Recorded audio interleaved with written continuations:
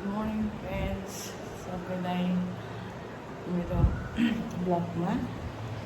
हामी भर्खर उठेको होइन 8 बजी उठेको घर सफा गर्दा अनि अब आधा मुसिरहेको छु खाना बनाउँछु रेडी भएँ पार्लर ड्युटी जानुको लागि हो अब 10 बजी नै ल है 10 बजी ड्युटी हो 10 बजीतिर चाहिँ हिँड्नुपर्छ 10 बज्नु 5-10 मिनटमा चाहिँ हिँड्दा ठिक्कै हुन्छ 10 बजी पुगिहाल्छ ल घाम पनि घाम लागिरहेछ अब कस्तो घाम लागेछ कि अब पार्लर पुग्दा त मेकअप सेकअप गरेको सब जान्छ अन्त अब यहीँबाट नै मेकअप गरेर अल्छी लाग्छ सबै मिलेर जानु यहीँबाट मेकअप सेकअप गऱ्यो त्यहाँदेखि चाहिँ पार्लर हुँदा चाहिँ जस्ट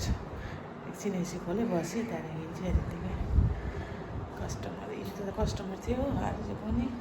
ल अब हिँडेको एकछिनमा पार्लरमा गएर पार्लरमा गएर फेरि काम हुन्छ यताउति गरेर यहाँ बारे बेलुका भेटौँ यहाँ त पार्लर गएर अलिकति देखाइदिन्छु म अहिले अगर त्यो मल छ बाटो जानुपर्छ यहाँ खोलिरहेछ बाटो हो घाम हुन्छ त्यस्तो घाम हुन्छ कलर पनि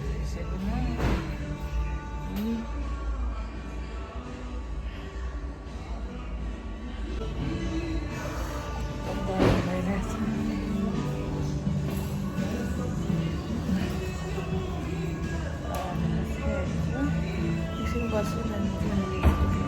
रेली मेकअप गर्नुपर्छ